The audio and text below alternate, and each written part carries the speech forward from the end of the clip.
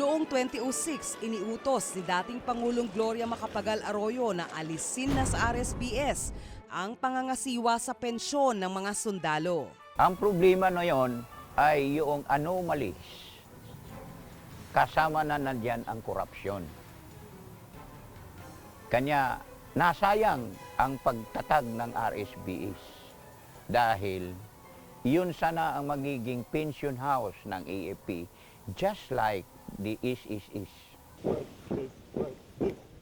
Ayon sa Armed Forces of the Philippines, noong 2002, umabot na sa 1.2 billion pesos ang hindi nababayarang pensyon sa mga retiradong sundalo. Ibig sabihin, bawat isang sundalo, abot sa 100,000 piso ang pensyong hindi nabayaran.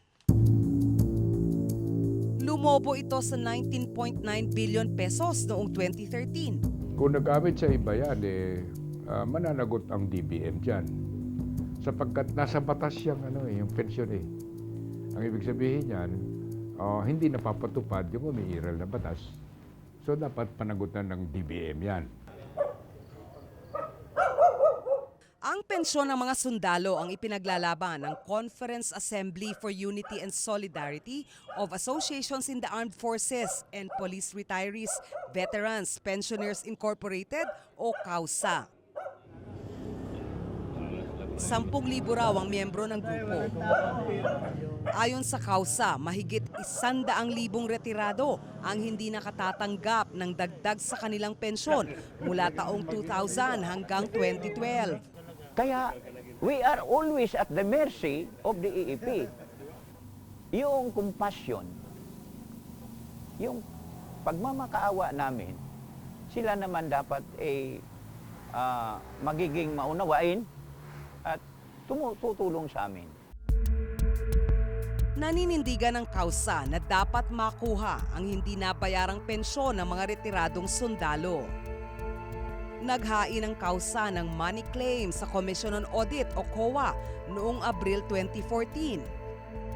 Sa ipinadalang sagot ng COA noong Oktubre 2014, sinabi nitong patuloy pang pinag-aaralan ng ahensya ang isinumiteng money claim sa AFP ng CAUSA. Hanggang ngayon, natapos na lang yung 2014, walang resolution ang Commission on Audit. Ang tanong, bakit wala? Samantalang mayroon mang batas na nagsasaad na binibigyan ang ating gobyerno, ang COA, bilang quasi-judicial function, bilang may quasi-judicial function, binibigyan ng 60 days. Bakit sila lumampas sa taning? Hindi tiyak ng AFP kung kailan maibibigay o kung ibibigay pa ang mga utang nito sa mga retiradong sundalo. Sa katunayan na nagiging suliranin nito dahil nagre-request tayo sa Armed Forces ng karagdagang pondo pero hindi maisama ng ating Kongreso dahil sa kakulangan nga ng pondo. Kung kinakailangan ang gobyerno ay magbinta ng lupa para pambayad sa mga retirees, gawin. There is no hard.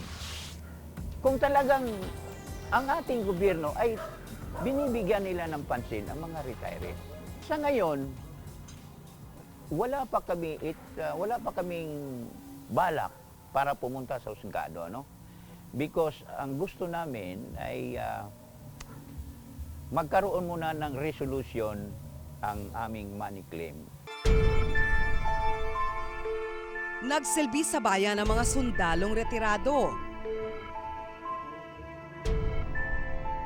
Habang unti-unti na palang natatapyasan ang pondo para sa kanilang benepisyo. Dapat na itong mabigyan ng solusyon sa lalong madaling panahon habang buhay pa ang mga dapat makinabang sa pensyon.